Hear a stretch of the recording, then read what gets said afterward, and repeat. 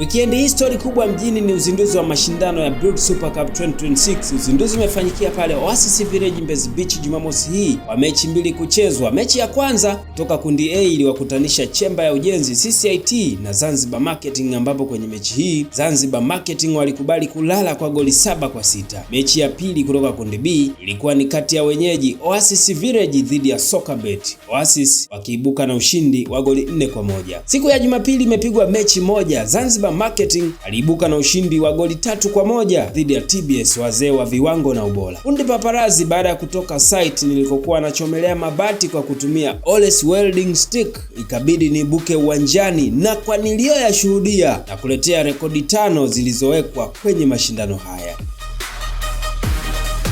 Je, ni rekodi gani hizo?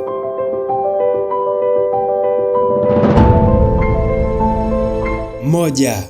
CCIT ndiyo timu inayoongoza kwa upachikaji wa magoli. Katika mechi ya awali, mechi ya ufunguzi chini ya mgeni rasmi James Tupatupa, timu ya CCIT ilipachika kambani goli 7, goli ambazo hadi na kuletea uchambuzi huu hakuna timu nyingine iliyowahi kuzifunga. CCIT iliwafunga Zanzibar Marketing katika mchezo wa ufunguzi.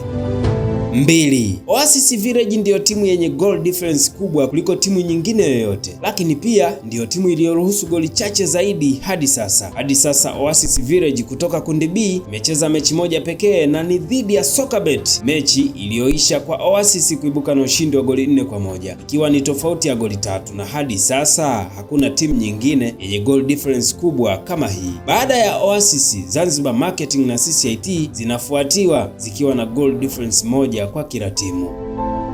3. Kwenye mechi mbili zimefungwa hat-trick mbili. Hat-trick ya kwanza ya mchezo inatoka CCIT na hat-trick ya pili inatoka Oasis Village. Hadi sasa zimefungwa hat-trick mbili pekee. Je, ni nani mwingine ataweka hat-trick ya 3? 4. Comeback ya kibabe zaidi kuwahi kutokea hadi sasa ni comeback ya CCIT. Shoutouts kwa kocha wa viwango, kocha Pep Stevon wa CCIT. Katika ushindi wa goli 7-6 dhidi ya Zanzibar Marketing, CCIT walikuwa nyuma kwa goli 4-1 katika kipindi cha kwanza. Kipindi cha pili kocha akafanya mabadiliko kadhaa na hata kurejesha goli zote 3 na kupata goli moja la ushindi katika dakika za lala kwa buliani. Moja kati ya matukio yaliyoleta msisimko mkubwa katika mashindano haya ni hii comeback. CCIT ni zaidi ya Liverpool kwa Barcelona. CCIT ni zaidi ya AS Roma au Inter Milan. 5. Wakati wengine wakiendelea kumimina neema za Bwana, mwamuzi Jafar Patrick naye aliendelea kumimina kadi za njano kama upupu. Kwenye mechi 3 zimetoka kadi za njano 11. Kuna kadi nyekundu hata moja. Mechi ya CCIT dhidi ya Zanzibar Marketing inaongoza ambapo zilitoka kadi za njano 6.